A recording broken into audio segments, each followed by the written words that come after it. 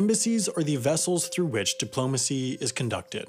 They are the physical manifestations of countries abroad, and they are crucial tools in the field of international relations. These can range in size from tiny, like the UK Embassy in Mongolia, which only has a handful of staff, to enormous, like the US Embassy in Baghdad, a complex physically as large as the Vatican City, which reached a peak of 16,000 staff during the Iraq War.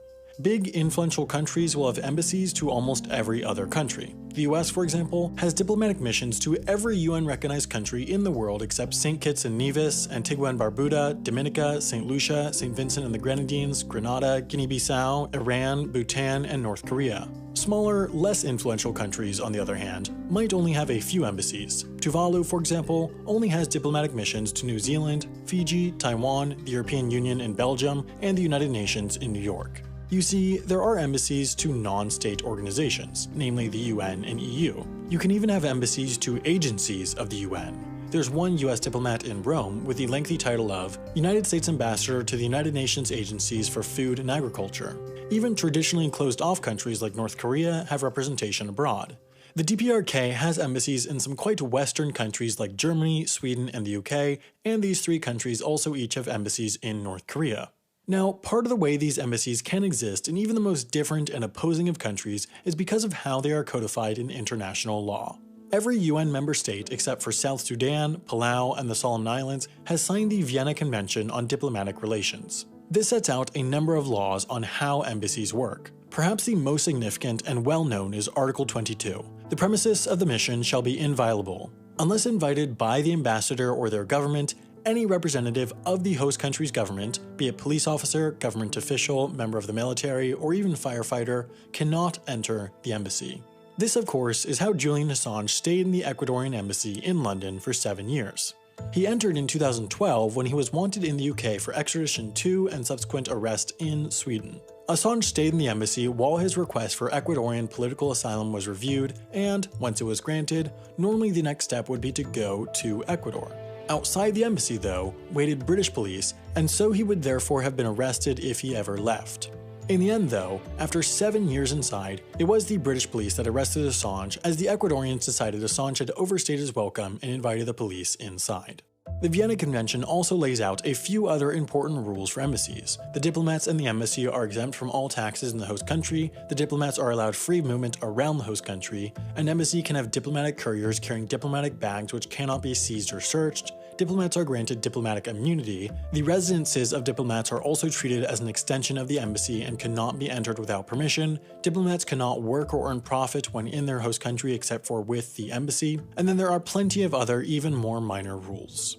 Now, one big misconception about embassies is that this is an embassy. It's not. This is a chancery, the building in which an embassy is located. The embassy is not the building, it's the group of people that work inside the building. It is the group of workers that represent the country abroad.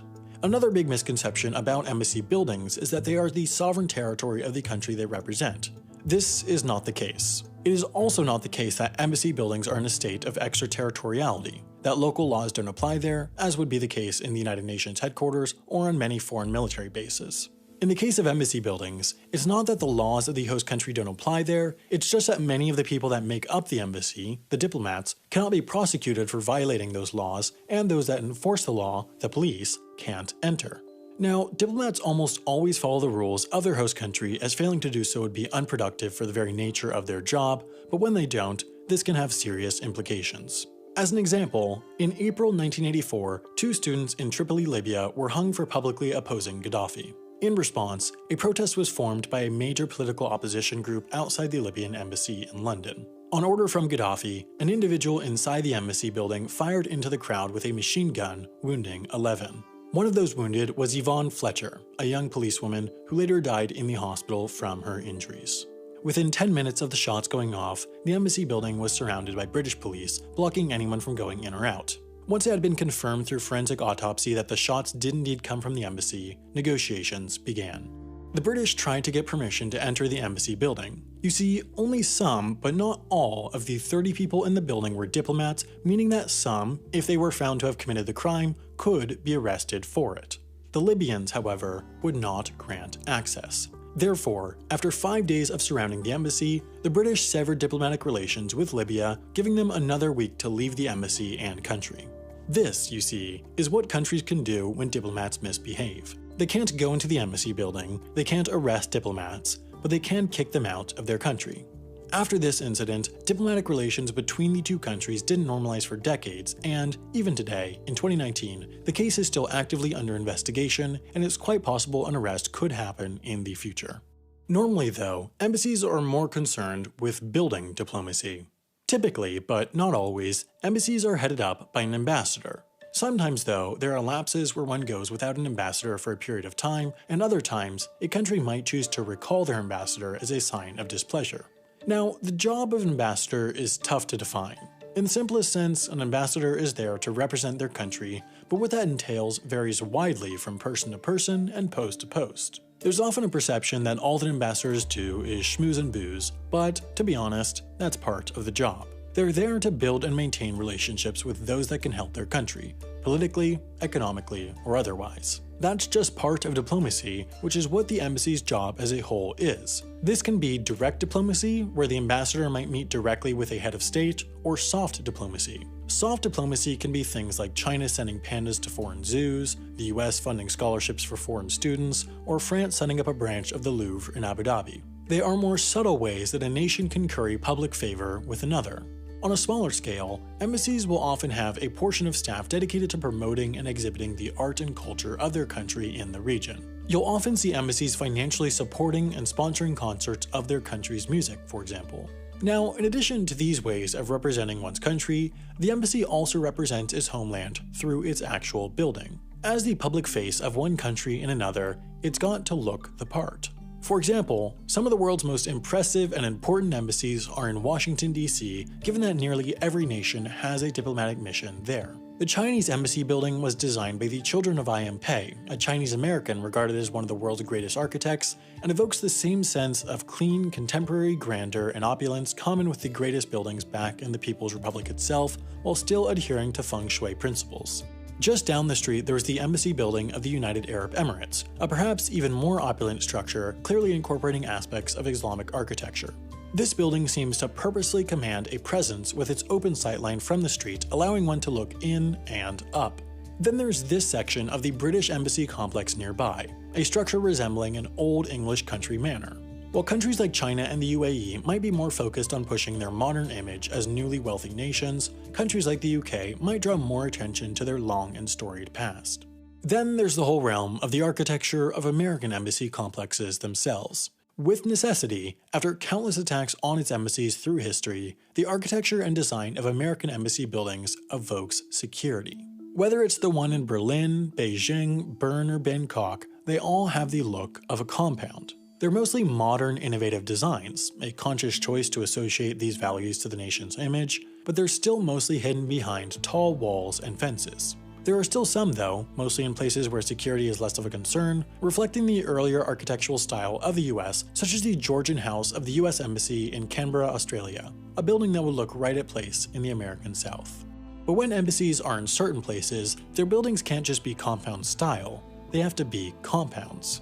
As the physical representations of countries, embassies are the clearest targets for those wishing to send a message to a country. During wars, though, there is often more work than ever for embassies to do in a country. This is why, as mentioned earlier, the US Embassy in Baghdad, Iraq ballooned to over 16,000 staff during the Iraq War. The embassy building was built in the Green Zone, a highly fortified area along the Tigris River in Baghdad. This area, guarded by soldiers and walls more than 9 feet or 3 meters tall, was and still is home to much of the international presence in Baghdad. That included embassies of countries like the US, UK, and Australia, but also some companies. War is big business, and the Green Zone was home to small field headquarters for many large international engineering, construction, and private military firms contracted to help in the war. That is to say, the Green Zone was primarily home to a large group of civilians working in Iraq, which is why it was so heavily guarded. Given the security threat, the US Embassy there was built to be entirely self-sufficient. It has its own generators, its own wells, its own water filtration plant, its own sewage plant, its own fire station. It even has its own internet uplink to circumvent the Iraqi network. It has its own phone network, both wired and wireless, which both operate pretty much as if they were in the US. They use the area codes of New York and Virginia. Unlike in most cities where embassy staff just live in normal housing in the city, this embassy has its own block of fortified apartments. Even during the thick of war, the embassy compound had its own swimming pool, tennis courts, fitness center, department store, nail salon, and movie theater. Topping it off is a helicopter pad, used to get the ambassador and other top diplomats around the country when they don't want to confront the dangers of below. The diplomats serving as part of the US Embassy in Baghdad do get another perk in addition to the pool and tennis courts and movie theater and everything else. They get more money. You see, when working in the US Foreign Service, and it's often similar when working for other countries' foreign service, you essentially get more money the more foreign a place you go. If you're serving pretty much anywhere in North America, Western Europe, Australasia, and a few other assorted countries, you get no bonus. If you serve in a place that has an extreme climate, poor quality of healthcare, high crime, high pollution, or has any other factor that makes it more difficult to live there as a foreigner, you get hardship pay, which is a bonus that ranges anywhere from 5 to 35%. That 5% rate includes places like Costa Rica, the Bahamas, Malta, and Bulgaria, while the 35% rate is reserved for places like the Central African Republic, Somalia, Libya, Syria, Iraq, Afghanistan, and Pakistan.